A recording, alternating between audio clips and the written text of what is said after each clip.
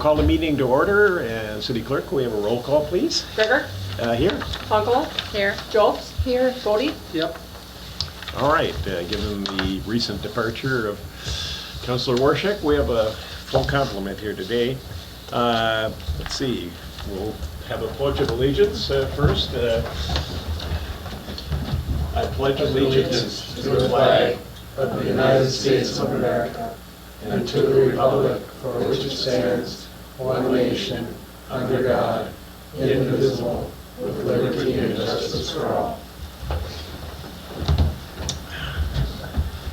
Turning then to item number 4 on the agenda, which is the consent agenda. We've got the items that are marked on the printed agenda that everyone would have access to by asterisks. And the normal procedure is that we can approve them in block unless there's some item. Councilors, anyone want to pull something out of the consent agenda? Yeah, I'd like to, I just caught a couple things, 5.2, 5.3, 5.4. Okay, that's quite a few. All right. Well, it's a All third right. in a row. So we'll pull them out, and I don't know if this was one of the concerns you had, but I'd spoken with the city clerk and I think it was September 20th meeting regarding the levy. Yep, that was the Yeah. 5.4 concern that I had. Yeah, It that- reads in the minutes 7 and 7, and it should be 7 and 9. That's correct, yeah. So maybe we can assume that that correction will be made as part of 5.4. Did you have any, you had separate concerns about 5.2 and 5.3, correct. Okay. All right, Councilor Bodie, drops, anything to pull out? All right, is there a motion to approve the consent agenda with the amendment to the 5.4 item and pulling out items 5.2 and 5.3 for subsequent discussion? Is there a motion? I make a motion. Moved, support. Support. Moved and support. Any further discussion then on the consent agenda? If not, all those in favor say aye. Aye. Opposed? All right, so we have the consent agenda, and I think in light of the items that you're referring to, Councillor Honkala, why don't we just move to hear your concerns on agenda item 5.2 Yeah, and 5.3. Yeah, 5.2. Should it read Thursday, September 8th? That was the meeting I couldn't make because it was moved from Tuesday to Thursday because of the short week. The top information, bullet, top center. All right, September 8th, defer to the calendar, whatever. Yep, it was a Thursday. Was a Thursday, all right. Because that was the one that I couldn't make, that meeting that you go to Thursday. And then 5.3, it's not so much an error, but more of a comment. It reads... Could we just interrupt, just if we're done with 5.2, could we act on that to approve that? Okay, And then- yeah. So is there a motion to approve the amendment to item 5.3 So moved. Moved and support. That would have been 5.2. 5.2? Yeah, Oh, okay, yeah, all right, sorry. 5.2. Sorry. And that's been moved, supported. Yep. Any further discussion? If not, we're dealing with the amended date or day of the week for Yeah. the Small minutes stuff. there. All right, all those in favor, say aye. Aye. Opposed? All right, we've dealt with that. Moving on to the next concern there.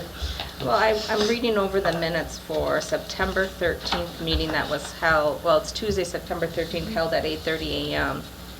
And it was touched on last meeting, but I didn't quite get it until I was reading these minutes when it says, a discussion took place about the potential restructure of staff in 2023. I don't believe that was on the agenda for that meeting. No? So, I mean, just for the sake of that all of the counselors are there during this conversation, as well as the public, 8:30 might be a difficult time for the public to attend. Could we please have these restructure meetings in the evening, Right. possibly prior to a regular council meeting, or Yeah. during a regular council? Yeah, something of structural nature like that. That that'd should be, important, yeah. yep. All right. So we don't so much have to amend it as just gave an Yep. opportunity for Yes. comment? All Yes, right. because I can't make these comments individually. It has All to be right. in this group. So we still need to approve agenda item 5.3, and I'll move approval of that. Is there support? Support. Support. All right, further discussion? If not, all those in favor say aye. Aye. Opposed? All right. So I think we've taken care of the consent agenda.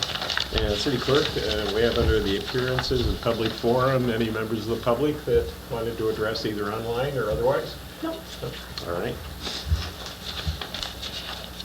And Mr. Segler and Mr. Hess, I assume you're here just to express concern, right? All right, good. All right, so then we'll move to agenda item 11, which is reports from staff members, and I'll start with the city clerk. Your report. I don't have a lot tonight, other than that we're gearing up for open enrollment.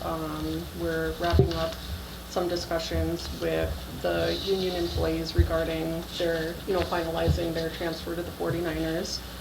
And we had a kickoff meeting last week with Bolton and Mink, and Jason will present later in the meeting, but him, Brian, and one of their other team members, we had just kind of started talking about what moving forward is the best plan of attack for making sure that we're utilizing their services most effectively, and I think we're on the right track, and the proposal later tonight will help with that as well.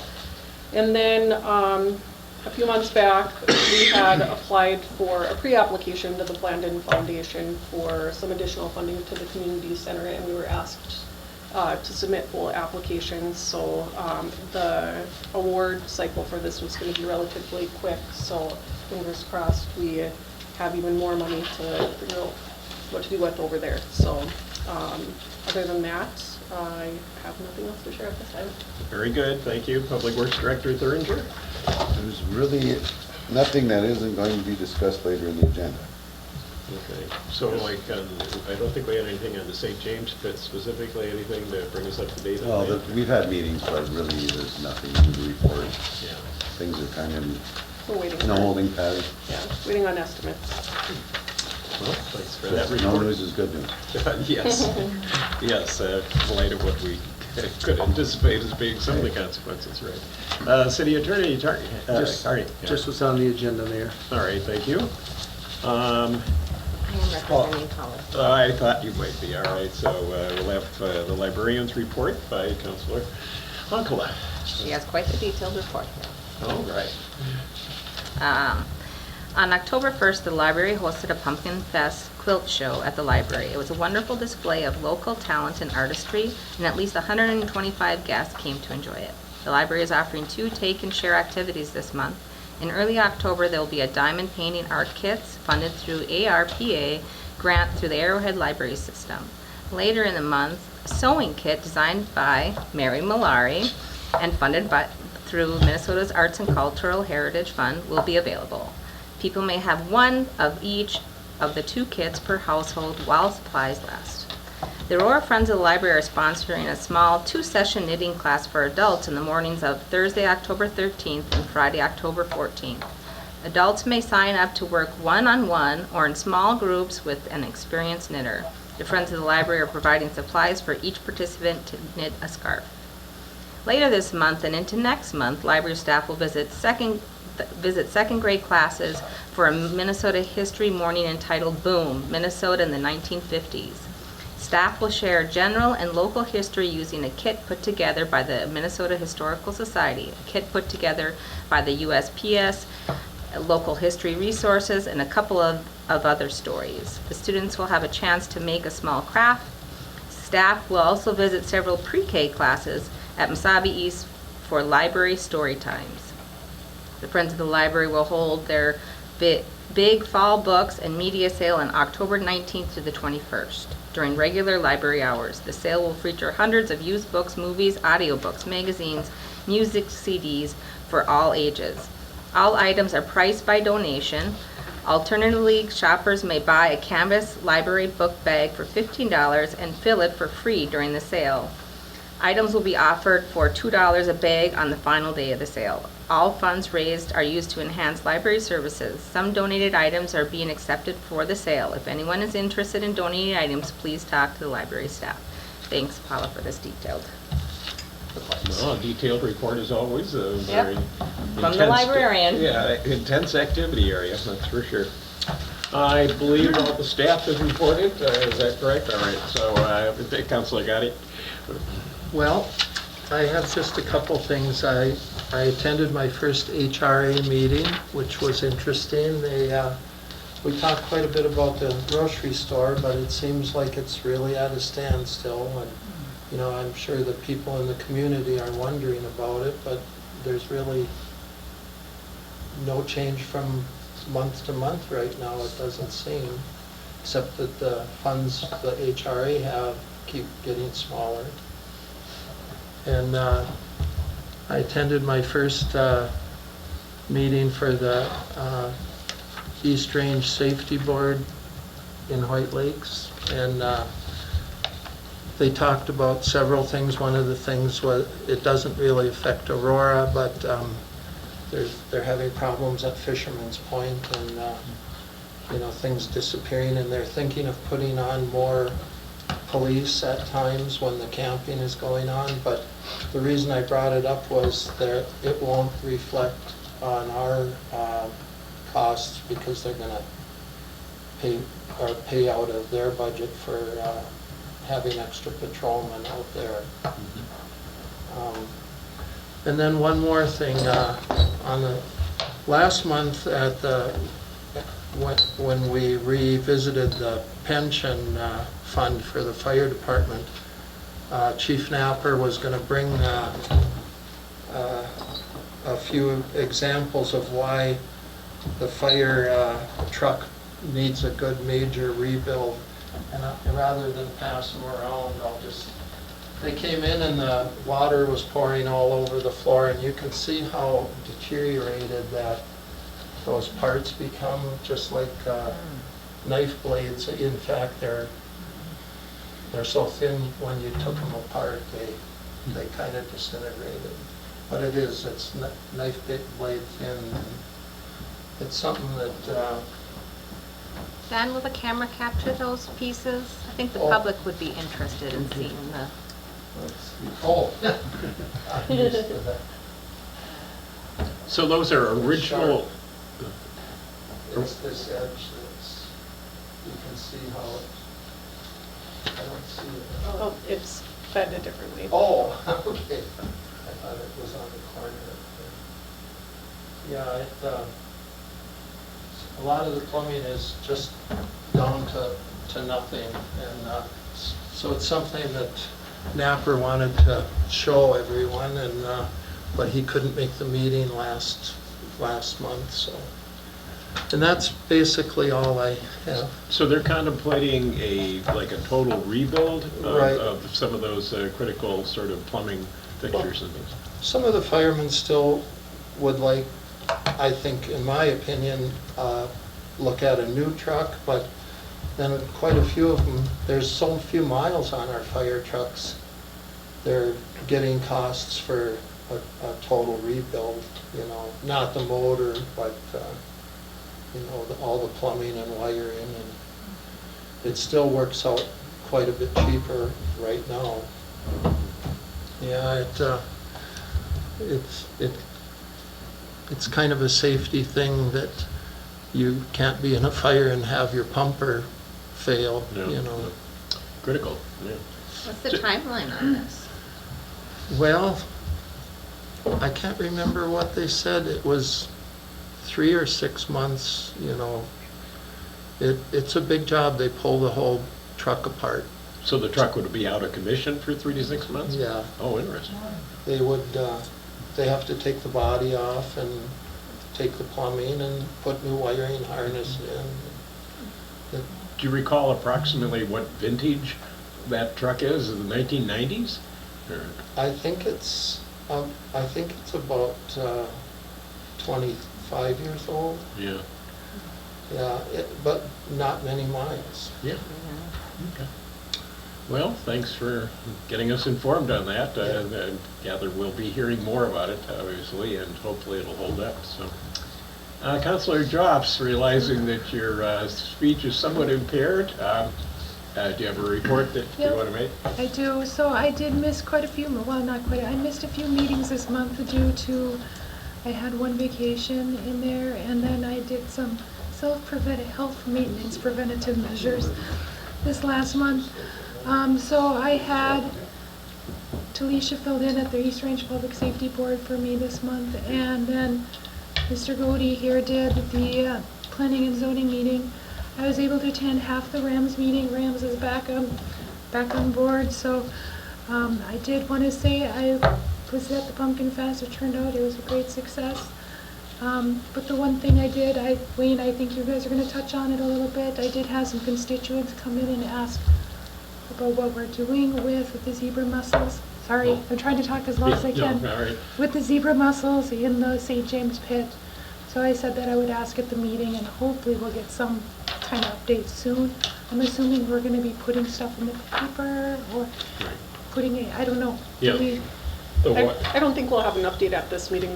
We're still working with the DNR and Bolton and Mink and NTS now collaboratively, and they're looking into some options for us right now and coming up with some estimates. So, Okay, yeah. okay, But definitely more to come on that. okay, thank you.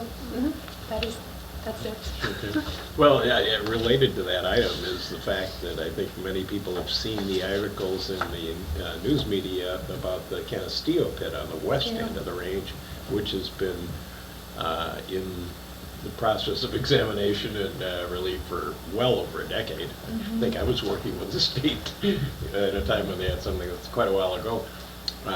So that will be our solutions to that, and the public concern on it will be paired with theirs, and yeah, there's a lot more to come forth from the Department of Natural Resources and otherwise. I think, Yep. yeah. So, well, Okay. thank you for laboring on make the report there. Wishing you a full recovery there soon. Thank you. Councilor Honkala? Just to add to a couple things, add to Paula's report is they added a new person to the library board, so we're happy to have Bob Hanson join us. And we also have a youth member to our group. We discussed this in the last meeting, but I wanted to make it public. And we have a youth member, and Miss Keene is joining our library board, and I'm really excited to have a youth member to give insight to the age range of people we really want to get into the library. Yeah. The Chamber of Commerce and myself and Caring for Kids is hosting the Holiday Heritage. It'll be held the 16th and 17th of December. There's talk from Norma Jean about doing a decorating contest, which I think would be great in our community to get that spirit alive again. I will be,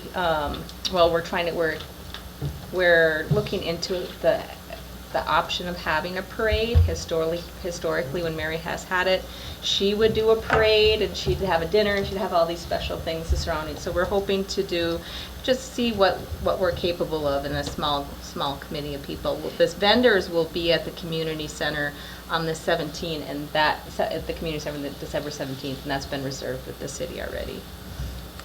Parks has been very busy, very busy. The shelter, as you see coming up in the agenda, is staked. It'll house the fundraising bricks. We're kind of trying to follow along with the JPJ park plan.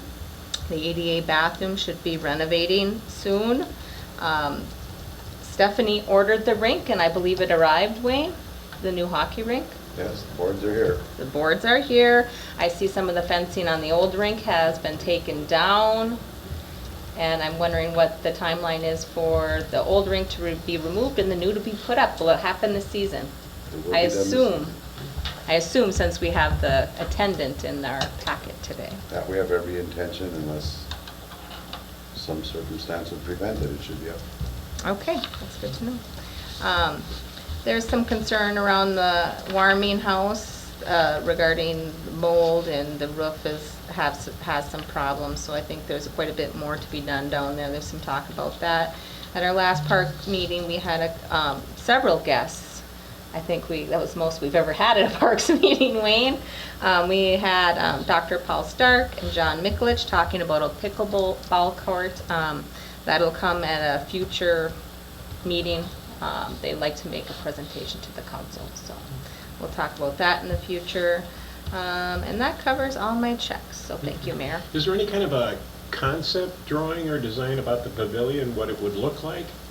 I know they're At the shelter by the splash pad? Yeah, Okay. right. The concept is that we continue, Al Hodnick joined us the last Parks meeting, and the concept is that it is similar to the other shelters, so it'll match. It'll be wood posts and a metal roof, just like the others. The concrete slab will frame in all the bricks. We will not cement in any more picnic tables because they're problematic.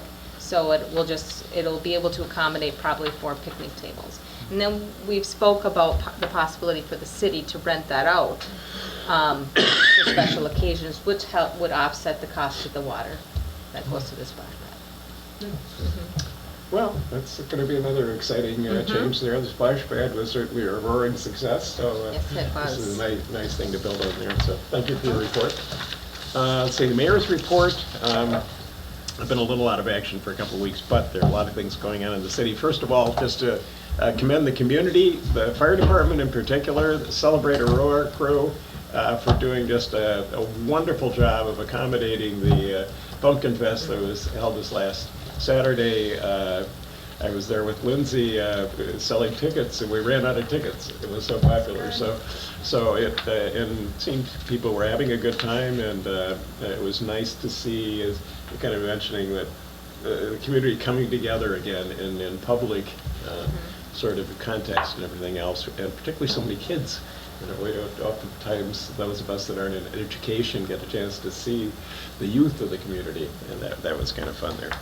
On the water board report, there have been a number of meetings of the technical committee. That's a subcommittee essentially of that organization that had been meeting to discuss options for an emergency backup or sharing of the water system of Biwabi, and ultimately of the other way with the new water system, to provide some resiliency for potential disaster scenarios, which we were talking about, Jackson, Mississippi is a classic example of what can happen in a community when the water system fails for other than natural disaster type situations. The IRRB, we're going to, the water board's going to have a item on the future IRRB board meeting, but the commissioner seems optimistic, along with one of his senior staff, of allotting $2 million to the project spread over 2 fiscal years. So that, coupled with the other fundings we've discussed, gets just a little closer to our full funding goal on that, which we're still waiting on the state bonding. The EPA, Environmental Protection Agency, is finally digested a little bit and starting to proactively go after enabling us to access the $2.5 million of federal money that were made available for that. But that was, as typical of bureaucracies, that was an added burden placed upon them with their existing organization, and it took them a while. But that, I think we're going to have some productive meetings coming up in the next couple of weeks on that. So, let's see. We had a grand farewell party for Councilor Warshek. That was nice again to see the community in a fun environment getting together, and I'm hoping we can start reviving some of those community meetings that Mary Hess was so particularly good at hosting there. CTC is, I think, continuing to progress along Main Street on trying to enlist customers for a high-speed fiber optic, which Norma Jean's business already is served by on the west side of Main Street. They're doing more on the east side. Let's see. Chamber had an annual meeting. Did anyone go to the chamber meeting? Good. You know, maybe that was good to see that revived organization. And let's see. The Celebrate Aurora, by the way, is going to be doing a resale again this year. So. Celebrate Aurora's wreath sale. Oh, wreath. Okay. Wreath, yeah. I'm sorry if I didn't enunciate that. And they'll also be conducting a raffle event too, so members of the community should brace themselves and take advantage of the opportunities there. And on the East Range Joint Powers Board, just the one item I think of concern that came up after was the fact the Blendon Foundation has turned down the initial request that was channeled through that entity for the grocery store. But maybe that's going to make more money available for some of these other grants that the city clerk referred to. I don't know. So the grocery store, or I mean not the grocery store, the shopper. Okay. Yes, I needed to correct that on the shopper. And the shopper seems to be getting going with its new ownership, and but it won't have the benefit of that Blendon Foundation grant money yet, apparently. So I think that's about all that's been going on in the mayor's world there. So let's see, turning back to the agenda, under old business, 16.1, we have the non-union employment agreement. And we've had Excuse some. me, Mayor? Yes. Right here. Right here. Oh, I'm sorry. It says community comments. Oh, you missed Maybe that. I'd like to ask a couple of questions. Oh, Reference to the staff report.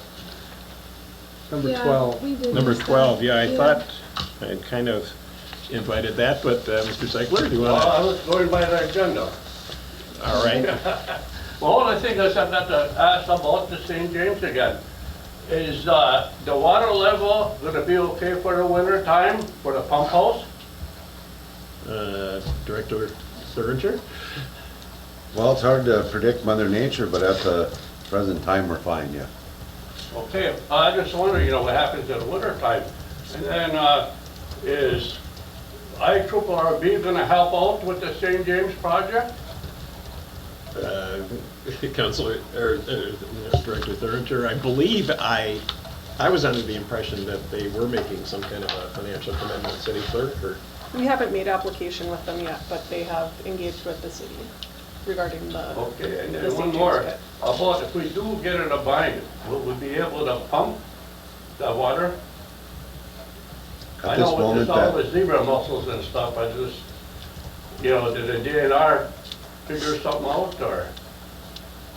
the DNR has kind of gone back and forth on it at this point. It appears we will be able to pump during the winter when the temperature drops Although below. that's certainly okay. And as far as we know, that's still a goal until we're told otherwise. Yeah. And then I think the IRRB has committed on the Canastillo pit, right? Yes. Some particular funding on that, so in line with what your question was, our situation is very analogous to that. So, I think they indicated they're going to give extra funding once they found the zebra mussels at that pit. yeah. It's going to be more expensive. And then I got another one about the local and state elections. I'd like to see the city post the results. I've been seeing results in years from the city of Aurora. For the local elections, the county elections, and the state. What the city of Aurora, how they voted in elections. I know the city clerk's office has made available website information through the Secretary of State. Yeah, We can but go in there, but it's a little I- difficult to maneuver. Yes, yes. I can't see why we have Facebook or we got the city of Aurora. Why can't you post it on there? Well, I'm sure the clerk's office will take your I mean, years suggestion ago- on it, right? Excuse me, years ago when Aurora Journal was here, they used to post that all the time. Yeah, But now, I know we don't have no local paper. yeah. I just want to put my 2 cents in. And number 3, about the grocery store and the union hall. If nothing's going to be done, is the city of Aurora going to have to foot the bill again for heating that building? Well, the building is actually owned by the HRA, right? So they're going to have to And- foot the bill. Right. I think, Councilor Goda, you could attest to the fact there've been some discussions and some correspondence with the developers on how to address that issue this year, right? Well, didn't we pass a levy that, didn't we talk Yeah, about but the, that was not for, it was for grants and stuff that they were gonna do for the community. It was not for the heating? heating or anything like Yes, that unit hall. yes, yeah, that's correct. I know you're kind of new to the thing, but the HRA had made a previous financial commitment to the project that was part of all the other public commitments, and I think what they were reaching out to the developer to basically say that if they have to carry those costs, right, that that would reduce the amount of that original commitment. Yeah, that's what I understood, but like you said, I'm really new to it, Okay, and yeah. just trying to kind of catch up. And I can't recall, I think it was like $40,000, so, and that money's been encumbered in the accounts of the HRA, so what the proposal was, if this can't transfer to the developers before the heating season, which is upon us, then I believe the HRA was considering of deducting the heating costs going forward, at least, from that $40,000 commitment. Well, that would only seem fair. They should, because he's got no skin in the game, the developer. Well, they put You a, guys are footing the bills for him. yeah, but they did pay for the asbestos removal, so there's a little bit of skin in the game, but nothing commensurate with what was envisioned, that's for sure. So- No, Mayor, I remember last year, they brought this up, and that's what the city wanted to do. They wanted to transfer the ownership of the Union Hall to the developer. And we're still in the same boat yet. There were a lot of I just contingencies. want to ask and- questions, that's all I Yeah. want to know. Yeah, well, and again, it's an important item of concern. We hear it, right, from constituents all the time, and we'll rely on Councilor Doty to keep us informed of how that's progressing. The hopes last year was by March, we'd be free and clear of the building, and Yeah. it never happened. They It even might had a even have grand been the year opening with before that, food. frankly. Yeah. Yeah. Yeah. So, And just got one more question about the water or the Lake Mine. People thought, and I did also, that pump house for Boabit, you know, at the Lake Mine site. A lot of people in Aurora think that's part of the water for us. That's the pump house for Aurora. And I asked, and I went to Boabit, I said, no, that's just for the city of Boabit. that'll come out, I'm sure, in terms Yeah, I of hope so, the because public. a lot of people say, you mean to tell me that's not Aurora? That's Boabit. Yeah. Well, the water board and the staff are working on a public information campaign to essentially start from the very beginning, explaining both the motivation for it and what steps are planned anyway. So the community, and now we have a local newspaper that's survived, that wants content anyway, so I think it's a perfect match to try to answer the questions of the community there. So anything related to that Director Worship, or Thuringer? All right, I think, all right, if we can move on, then in the agenda, 16.1 is the non-union employment agreement, and City Clerk, you want to bring the council up to date on where that stands? Yeah, the council had met in closed session 2 weeks ago and discussed what the staff and committee had made for recommendations. So I think that council should consider scheduling a working session in the next week or two to come back with, to engage with the staff on the items that are up for discussion based off of those recommendations. Okay. Yeah, we had a little staff sort of meeting on that a little bit, but we need the full council to reconvene and get involved in that, so. All right, I don't believe therefore there's any action on that. Moving to, or do what? Would it be possible to schedule that work session now since everyone's here and we can hash out availability? I don't know if everyone's got their calendars No, with them. my family calendar's at home, but my calendar's in front of me, but that won't help this council. Yeah. Well, Look at Would it be available, I mean, could we do the next council meeting, like do a, The staff would like to have a working session with the council, because I'm part of the non-union agreement. It's, staff had preferred that I wasn't the only one present at them meetings. So they'd like to be able to engage and hear the questions or concerns and work through the process as well. so could we do it like in the evening? Can the staff come in the evening or not? Is that something? The staff can, we'll just have to pay them all overtime. Okay. Well, it's an important issue to get resolved. I personally am going to be kind of unavailable next week from Tuesday through Friday. If we, and Monday evening, I don't think what other meetings are going on the 10th there or not. Any, Councilor Johnson, Uncle, you're part of the working members of the community. What? I have a strong black dot on the 10th, that means I go full on the 10th. All right, so if I'm going to be involved, I think next week wouldn't work, but could we do it perhaps before the 18th meeting? Like on the 17th, which is a Monday? Or you mean during the day or like the 5 o'clock before it? Well, we could do a meeting before our council meeting, right, on the 18th? Or I can see separate? if the staff would like to be there though, so I guess I just want to make sure that. Councilman Ponkel, I seem to recall you're committed usually before 4 o'clock. Would there Right. be a possibility for something like a 4:30 meeting? No. No, okay, No. all right. All right, so, What about this coming Friday? I would be available for, I have commitments starting at 10 a.m., but I could come at 9, and if it only takes, the commitments here in Aurora, so from 9 to 10 a.m. I could do Would 9 to that- 10. I can do 9 to 10 on the 7th. Dan, how's your calendar? Does that work? Which day? the Friday. Friday, the 7th. Yeah. Great. Oh, wow. That's a rare So, occasion where we can. 9 a.m. 9 a.m. on the Friday the 7th, Okay. and we're on Tuesday. Does that give us adequate time for Yes. public notice? All right. Should we do that by motion? Or, yeah. All right, well, Do we have to make a motion? I can just call the meeting, can I? Well, yeah, I Oh. suppose, but Oh, You yeah. better make a motion, that for the benefit of the staff, do it by motion. All right, so I'll entertain a motion for a special council meeting starting at 9 o'clock on Friday the 7th. So moved. Moved and supported?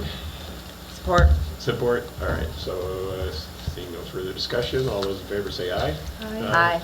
Opposed? All right, so we'll have a special council meeting and look forward to getting that matter further along. All right, moving on then to 17.1, which is the capital improvement plan and the GIS mapping proposal. We have our Jason Cook. Jason, are you still online? Yes, hello. All right, well, you're a veteran of council meetings, so I'm sure you've been riveted here. All right, City Clerk, how do you want to proceed with, we have the materials in our packet on the essential nature of the engagement with Bolton and Mank. Should we just let Jason go ahead and explain some of the elements of it, or? yeah, Jason, I had included in their packet the summarization of the GIS mapping system and the capital improvement plan that we're asking them to approve tonight. I thought it would, and we had talked about that, I thought it might be nice if you could just give a brief summary of your experience implementing a capital improvement plan in some of the other cities that you've worked with, and then a quick demo of the GIS mapping system as well, so that council can get an idea of what that looks like and how it could help staff as well. So, and then of course, if there was any questions based off of that, Jason can field them. So Jason, do you want to take over the floor? And I gather you will be one of the representative firms that will be dealing with us on a regular basis going forward. Is that correct? Yes, so, thank you, Mr. Mayor, members of council, for having me here, but, yeah, so, you've obviously already met Brian, it sounds like, he's our, environmental side expert in the water and wastewater side of things. I'm the municipal side of engineering, city engineer type with the streets and utilities, as my primary type of thing. So we would kind of team up as you guys are in need of which type of work. And so this capital improvement plan topic would be, partly, divided between both Brian and myself on any of the types of work that you would want to evaluate needing over the next 5 or 10 years, with your wastewater and water. But then system-wide and street-wide, that would be where I'd get involved. And we basically, I guess just to give a little background on myself, I've been with Bolton Bank for 18 years. I spent my first 8 years down in Mankato, and then I came up to the Ramsey office, which is also where Brian offices in the the metro area. And I've been here for about 10 years. I'm the city engineer for the city of Isani, but I also do street and utility design projects for a lot of the northwest metro suburb cities.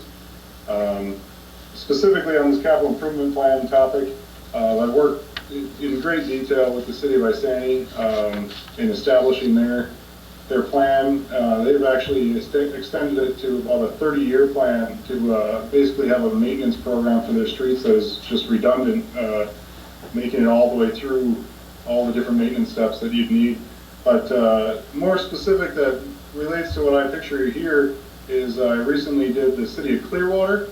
They had a similar situation where we're trying to start from, I'm sure you guys have identified projects, but not a specific capital improvement plan created.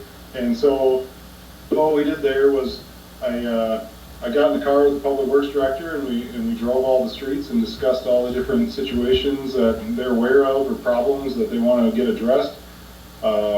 We also asked for all the existing record drawings of basically anything that the city has from any projects that's ever occurred, where we like to scan all those into a computer so that they first off can't get lost and can't get older and worse, get moldy, get burned, get lost, torn, what have you. And then once we've done those two things, we would kind of size up what would be reasonable sized projects over a reasonable amount of time, and then bring that back to you guys to kind of size up, how big do you want to go and how often, on whatever types of issues are identified, and then also a maintenance program, whether you get into seal coat or mill and overlays or what have you to keep your pavements, in good condition without having to do full reconstructs, which is a lot more expensive. So part of what we do is to evaluate the pavement condition, which you currently have, and then determine whether or not a pavement is too far gone to be able to get by with a seal coat, or if it's too far gone to be able to get away with a mill and overlay, where you'd actually have to get into reclaiming a street or reconstructing it.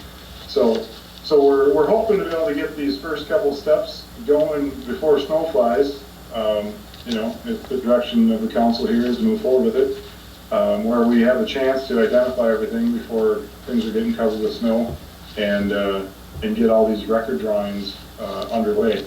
So on the capital improvement side, that would be the basic, how we get it sized up, what your city's needs are, and kind of try and identify the projects, put some costs on them, and give you guys an idea of where to go forward from it. I guess do you have any questions on that first before I dive into the GIS system, which does kind of tie into it, but I can just keep on rolling here, and then you guys can kind of hit me with some questions afterwards. I'll switch over to Sherry. What's that?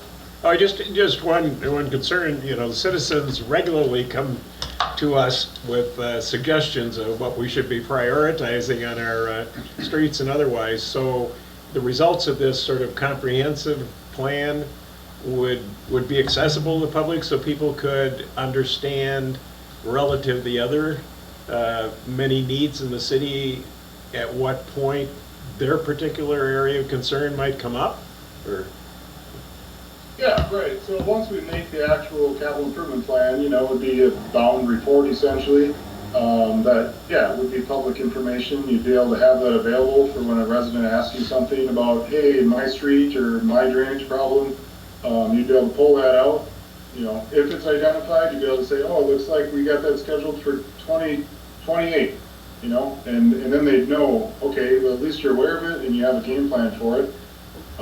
if they come to you and ask about a certain problem and it's not on our list, these capital improvement plans can evolve, annually or as often as needed. So if they bring you an issue that we haven't identified, it could easily be readdressed or, adjusted for the next year's plan.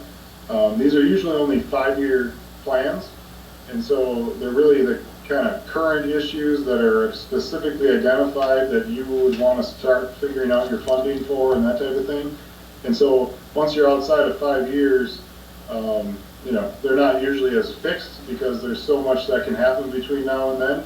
So, more or less each year you're looking to add that next year onto your 5-year plan. I'm assuming you don't have, an extremely large number of projects that, are in dire need of work to begin. Maybe we're looking at more of a 10-year plan with, with a relatively simple list of projects, and then hopefully we would be able to identify those projects that residents have brought up, or that that the city or Wayne or whoever are already aware of that we want to get fixed. And then it's just scheduling out the work so that you can budget for it and not just overwhelm you, in next year just because we identified them. We can schedule it out to determine, that looks like that can probably last 10 years, but it is something that should get on the list, as opposed to, it's kind of a hazard, it's an emergency, we should probably move that up, on the list. And then you'd be able to show those residents how they lay out, and that it's at least identified and it's at least on the radar. Director Thuringer, you were turning over to sort of reflect on the fact that we're aware of a lot of projects, right, that could be addressed, right? Yes, we are, because the city, we had a 5-year plan back in the 90s. I don't think it's really there's been attempts to update it, but nothing's ever really been followed, and I just feel it's really important that you get more of a template so that you know where you're going. When it comes budget time, you're looking at levy rates and all those things, that you know a project or a number of projects that you have a goal to move into. So yeah, this will be a really good tool for the city of Aurora. Councilors, questions of Mr. Cook? At this point, I guess he's going to go on to explain the GIS program, but I guess you've laid it in very well there, Jason. So do you want to move on to the GIS Sure. work? Yeah. So tied with that capital improvement plan work, we're, step one is we would be wanting to get our hands on every single record drawing that you guys have available, and then we would be able to tie that to a city map that would be accessible by staff. You see my screen here? Yep. Yes? Yes. All right, I think it might glitch. So as a baseline, I just want to show you what we already just have available at our fingertips here at Bolton Bank. Here's Aurora. We already have all the national wetland inventory line work, any FEMA floodplain data, and then if I start zooming in, we already have the 2-foot LiDAR contours of the city. And so for general drainage issues or general direction of flow, or why we think maybe there's a trapped water problem, we can start in this rough level of information to get a general idea of what we're getting into. But that next level of actually getting all your utilities onto these streets, laid out accurately, what we're proposing would be that we send out a surveyor to shoot every manhole, gate valve, hydrant, catch basin, and get it actually GIS accurate to its location. Now, I just pulled up my city of Isani that I do a lot of work in as an example here. So what you can see here in the view are every curb stop that's been picked up. It's shown here, every manhole, and then every pipe. The orange are the storm pipes with their flow direction. You can click on it and see that it's a 24-inch RCP concrete pipe. You can click on a water main pipe over here and see that's in 10-inch. And we have all those things now tied to actual GPS accurate, actually survey accurate structures that we go shoot them all. And then the only last issue then, once we have all those shots, is connecting the dots. So we'd work with your public works staff and any maps that you have and go through them and connect those dots and label those pipe sizes as best as we can from the record drawings that are available or what the city is already aware of. And then if you see, I also have on the project limits layer, that's these tan colored things. And these would be those scanned in plans that we'd like to scan of all your historical data, record plans, where we kind of just roughed in the actual footprint of what was involved in the project. But when you click on it, it gives you a tied in project and you'll be able to pull that right up. So for public works staff, this would be something they could do on their a cell phone actually, but usually it'd be on like an iPad so that the screen size is big enough. But this is a very popular item with public works staff once they get the hang of this, because they can be out in the field and trying to figure out where some storm pipe goes or something's buried and they can't find it. And while they're right out there in the field, they might be able to pull this up and identify that, oh, that manhole was supposed to be in this general location, and then they'd be able to kind of have a much better idea what they're looking for, and and see everything that's going on in whatever location that happens to be the question. Wayne had also mentioned having swing ties and maps of every curb stop in town. Well, if we sent out a surveyor, they'd have to try and pick up anything they'd be able to identify. But if we're able to get all of those pieces of information and all those swing ties, we'd be able to at least make those available, so that not only is the shot available to be zoomed in on and found out in the field. Say it's in the winter and you just can't tell where anything is, having these shots pop right up as to how it relates to a building is pretty handy thing to get at. And at least we'd be able to scan all of those swing tie maps and have those available almost immediately, even before GIS is set up for their use, to be able to be out in the field instead of having to go back in and try and track that down when they're trying to solve a problem out in the field. You don't want to be wasting time, especially when it's cold and in the winter. As you can see, everything I'm showing you right now is what we make available to a city for their staff to use. We also can make different elements of these items editable. And so we've had, well, actually back to those curb stop topic, we've had cities that go out and identify the service line as maybe lead. And we just make that editable for them. So if they went out to the curb stop, and I must have frozen this here, so these aren't clicking, but you'd be able to open it up and then type in the material type that's there. And then after the fact, we'd be able to, I'm not sure why this froze, but, oh yeah, they're loading, I must have panned around too fast.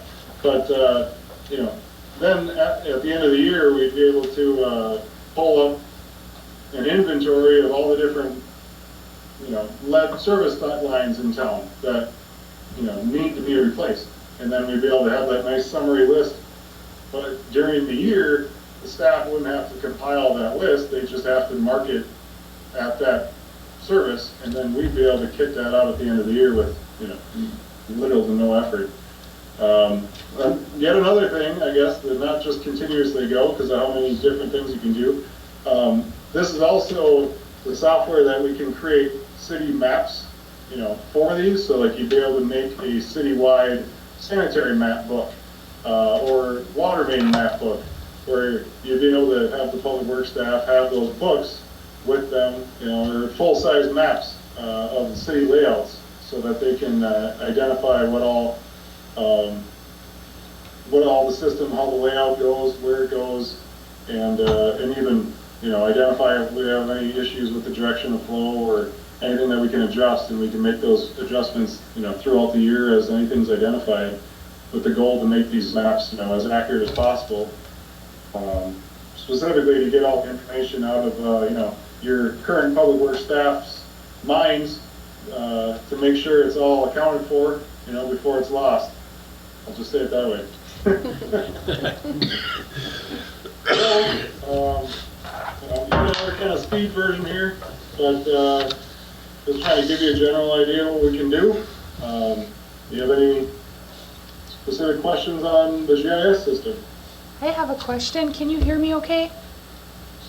Yeah. Okay. So would this be accessible only for the city staff, you said? Correct, yeah. Okay. We make basically a username and password for the Okay. city, and recommend keeping that to city staff Okay. specifically. I guess I'm questioning why we would do a map or book map rather than if they're going to have accessibility of it on their phones or their iPads. Wouldn't it just be better for them to have that on the iPads? They go to the site and they see all of that?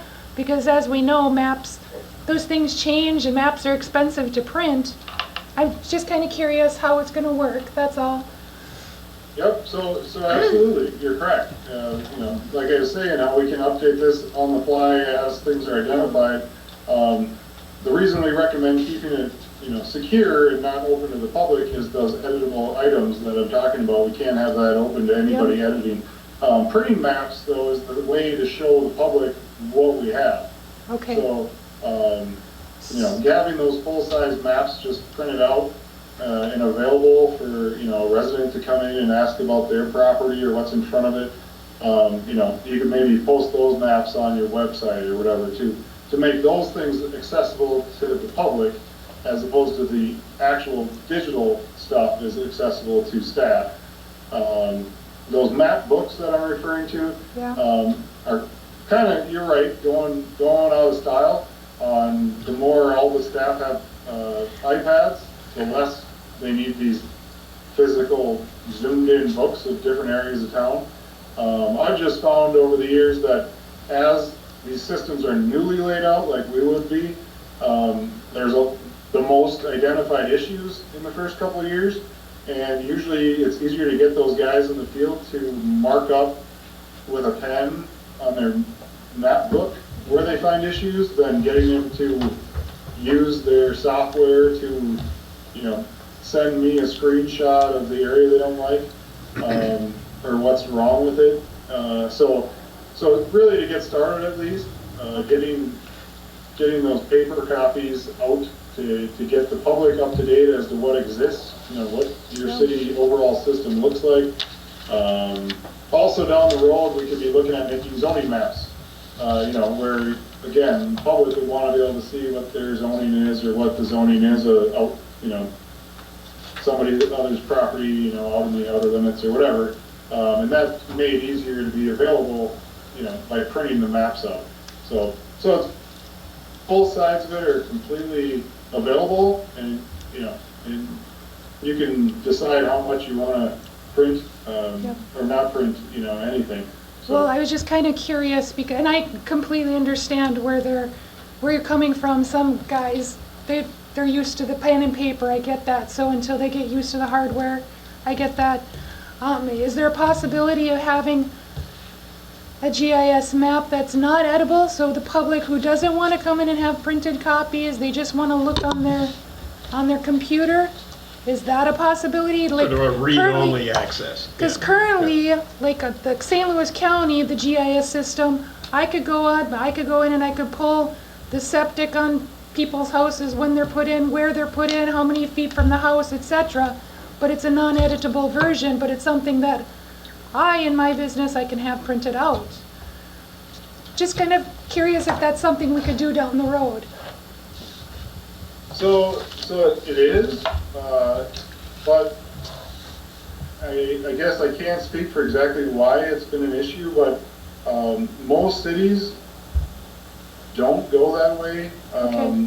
I believe it has something to do with hosting the information and having that out there and available, and and whether their actual city's website, which would be the source of the location, or I think it would have to be.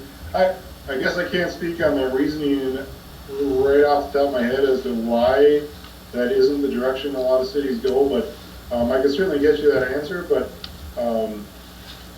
for the most part, it's just not too common until you're like the large cities that kind of host their own like GIS staff to manage and actually own that GIS software before they really start doing that. And I admit I'm not 100% why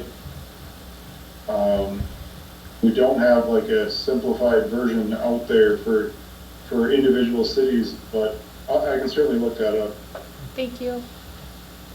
I'm assuming, following up on Councilor Joff's, that in the council chambers here, just as we're seeing these visual depictions on this large screen, that as we go about discussions of different projects, that we'll be able to at least have them brought up visually so that we can, maybe with a electronic cursor, you can say, this is what we're talking about one way or another.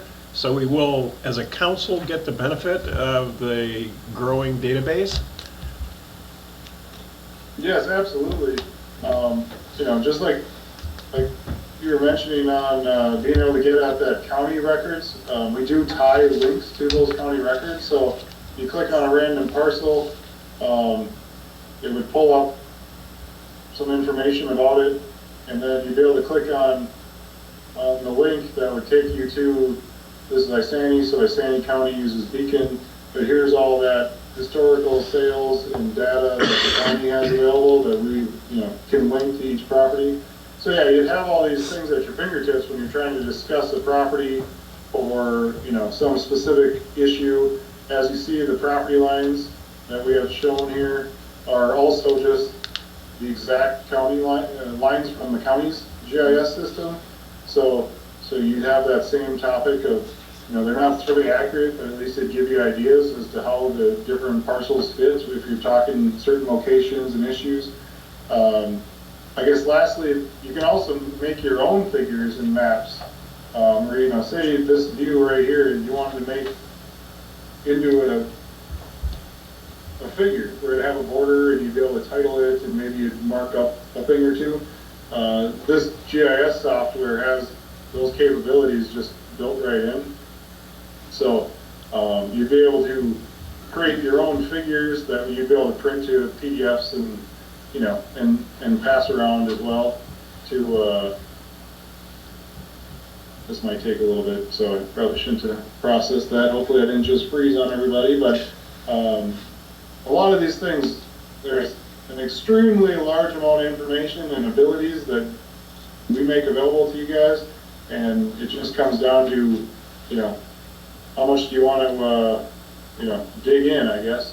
So here I just made this figure. It's got the legend and everything, the city's logo, the scale of it, and I didn't obviously name it, so it's just called map name, but, really could have had certain things on or off and, mark this up, but, that easy to create a figure to kick out to talk on a specific property or an issue. Just kind of curious, the software program that's used to store this data, two questions. One, I'm assuming that whatever's created by your firm will actually be the property of the city, that we're buying that data, essentially? Correct, yeah. If for some reason we went to a different city attorney at some point, it would be transferable without additional compensation? Right, so all these lines, everything in here are basically created in the GIS system. They're called shape files. And so yeah, say you were wanting to take all this data and bring it to a different, firm or we actively are giving data, to you guys for, maybe you're just wanting to know how many catch basins you have in town or how many miles of water main pipe, we can extract all those different pieces of data very easily. If you were in need of, taking all this stuff out of our system and bringing it to somebody else, the shapefile term is what all GIS systems use, and it would be, relatively easy. I mean, the size of the files would be fairly large, but we have, ways to transfer data in extreme size, at pretty much ease nowadays. So yeah, obviously the software, the actual GIS system, has monstrous servers and a whole bunch of, RAM and all that stuff to be able to process this stuff and display it for you. But to give you the data to be able to take to the next person wouldn't be too difficult. Would there be a fee to And yes, that? it's your property. Would there be a fee to that, or the fee would be incurred by the mapping or the platting of the GIS mapping?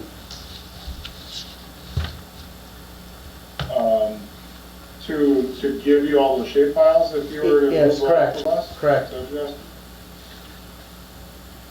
asking? Yeah, no, I mean, there wouldn't be a fee. That would be, just basically downloading all the different shape files of everything in there and giving a giant file over. So it's not exactly a monstrously time-consuming thing if that was the situation. Yep.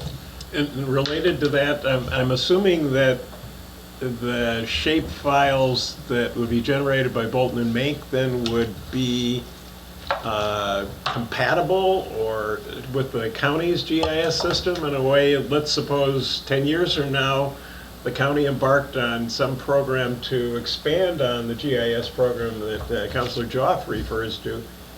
It wouldn't have to be translated, right? It's part of a common language of retention and Compatible. sharing. Yeah, compatible. Yeah. Yep. Like I was showing you how I linked to that, the Isani County Beacon, website, they're all using shapefiles. So like, we get these parcel lines and, owner names from the county through shapefiles. We just have to request them from them, and they send that shapefile to us, and we display it. So that could work. That could work both ways. ways then, right? We could supplement or provide information to the county from our shape files, just as we're benefiting from theirs. Yep. Okay, good. Let's see.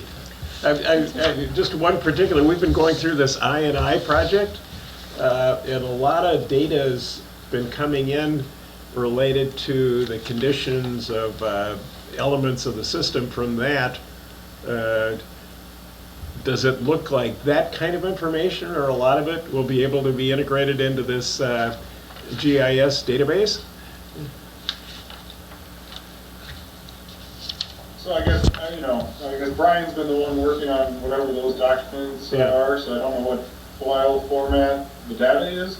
If it's like historical flows or, things like that, that's not usually what we tie to these types of, maps. It's usually the actual, Physical. plan of how something was constructed so that you can go track that down and find it.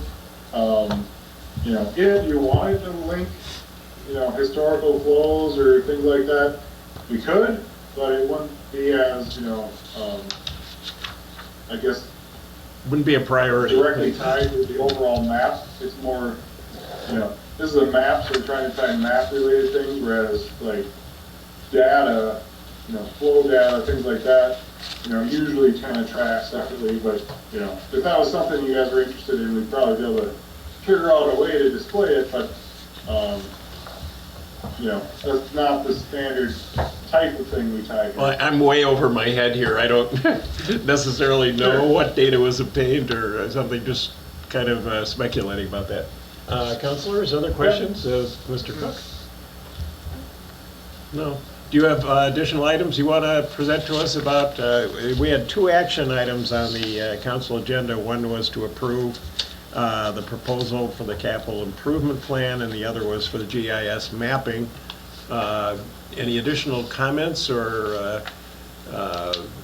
points to sort of form our discussion of those 2 action items? you know, aside from the fact that there's a lot of things that I haven't shown you in this GIS thing, just because it's amazingly available on any kind of maps. Like we make plow maps, we make mowing maps. You know, we can make those displayed not in the wrong area there, but you know, we can tie all these different maps for public works use. And honestly, once they start using what this can do, it's usually, you know, just something that they love. Is all I can say. Much less your other staff making those, you know, figures and being able to talk, you know, talk with residents about specific issues or problems. It's surprisingly useful, and I just absolutely recommend, you know, getting all this set up. So.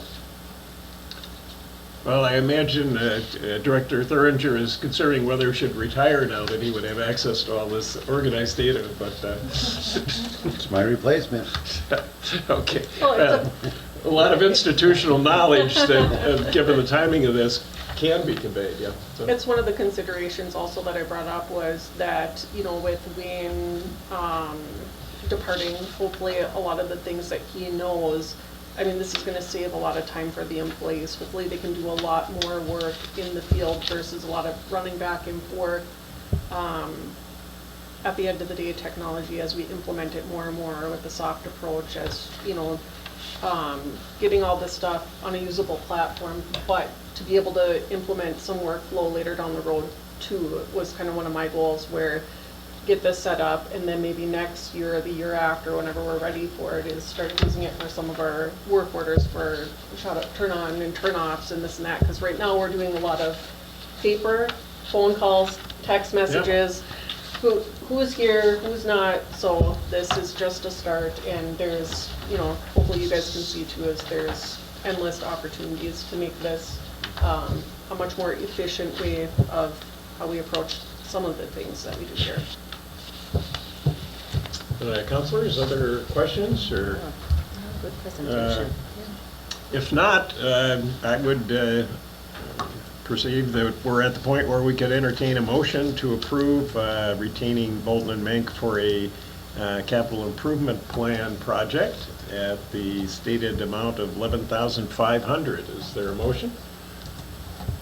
I'll make a motion. It's moved. Support? I'll support. All right, moved and supported. Sorry. Soft spoken there. All right, further discussion on that motion? All right, if not, all those in favor say aye. Aye. Opposed? All right, that contractual relationship is set in motion.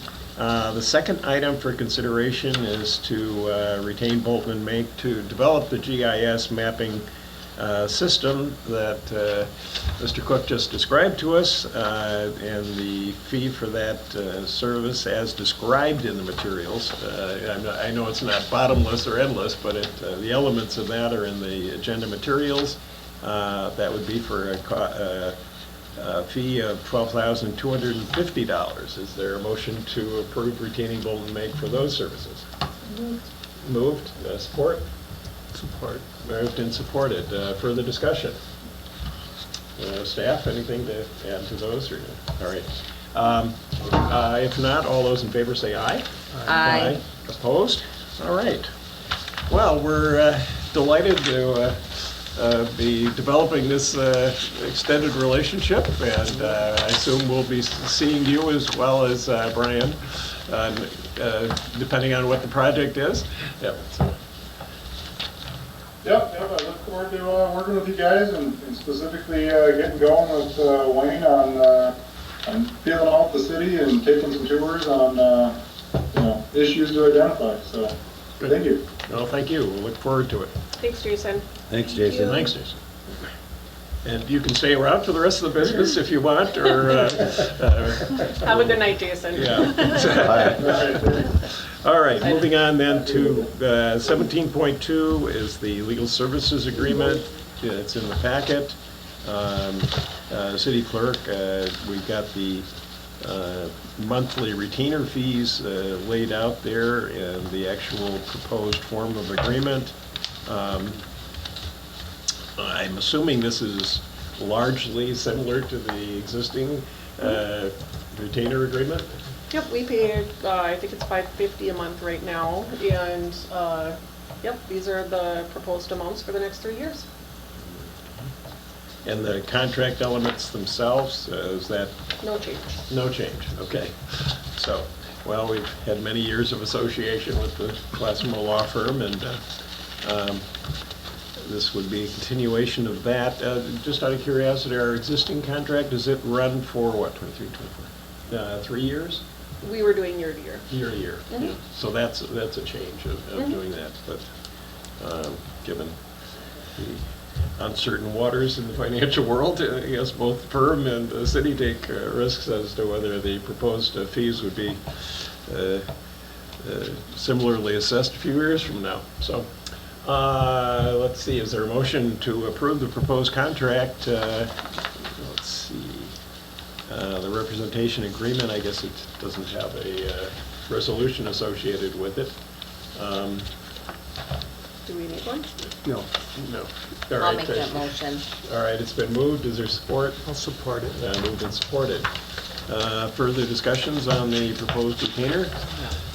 All right, if not, all those in favor say aye. Aye. Opposed? All right, we're in business together for another 3 years. Thank you. So, I suppose that it carries with it, you won't retire during this period of time, so you have obligations. So, all right, well, certainly have found valuable the association we've had in the past and look forward to the future there. Moving on to 17.3, Resolution 2022-31, accepting a donation from the Kids, Caring for Kids organization. I don't know whether to turn to Councilor Hockler or the city clerk. Basically, these are, it's a donation to be applied toward the picnic shelter, according to this. Any further comments, city clerk? No, I don't have any. Councilor Hunkler, did you have any? Councilor Hockler? Well, you said partial. I just want to make it clear to the city of Aurora that Caring for Kids is paying for the entire shelter. Oh, really? Okay. I'm not sure if the city will do in-kind dirt work, or if it's needed, or landscaping. I don't think so. It's pretty flat. Wayne, Public Works staked it out a better location for it. Correct? So it should go in there without additional cost to the city. That would be a decision by this council. It is not budgeted for at this time. So Okay. it's pretty straightforward. I don't really see a whole See, lot. yeah. Well, given the Keith quote did- that's in the materials, Yeah, it's Keith- anticipated. Yeah, this to be. yeah. Mhm. I noticed it didn't include certain elements, what with the electrical work and winter heat shelter, things like that. Those are items you're referring to, Director Thuringer, that the council might consider in association with the shelter? I guess I didn't read into any electrical or anything like that, but I didn't believe it had electrical. I think he was referring to construction costs and the estimate. From my understanding, when I spoke to Jackie, and according to the donation proposal, I don't foresee that there would be additional expenses. If any, there would be minor. Okay, maybe a little seeding in the spring or Mhm. something. yeah, all right. Councilors, is there a motion to adopt the proposed resolution accepting the donation, the generous donation? So, support. Support. Moved and supported. Further discussion, staff or council? If not, all those in favor say aye. Aye. Opposed? So, our thanks to the Caring for Kids once again for the overwhelming generosity of that very wonderful attraction in the park there. So, let's see, moving on to, just a second. Resolution 2022-32, authorizing the application to the CDBG program. Now, I noticed in the resolution it wasn't specifically indicated what it was we're applying for. Is that acceptable at this point, City Clerk?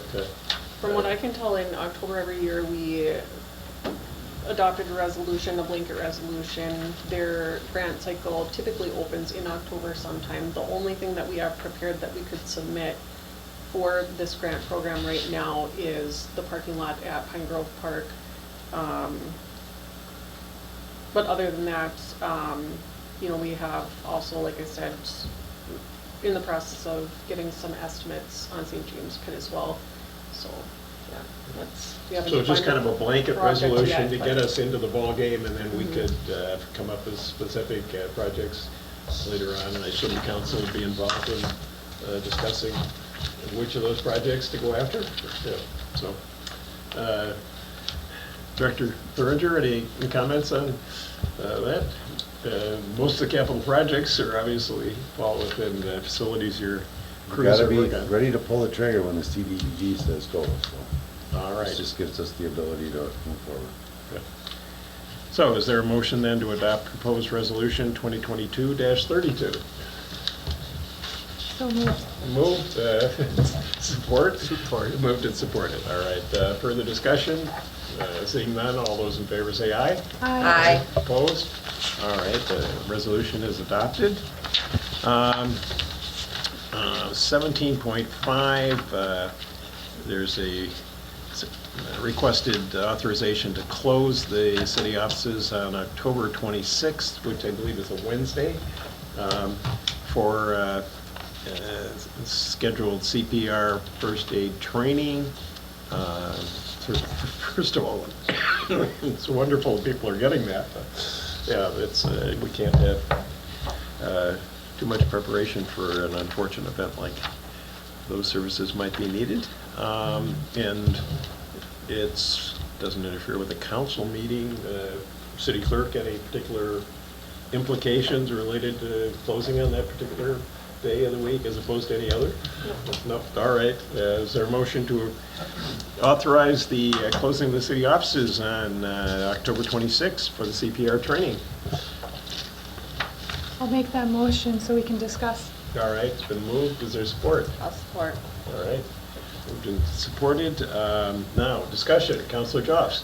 I thought the CPR training only went till noon, so do we have to be closed for the full day? We would typically open after training was completed, like we have in the past. Okay, so that was my question.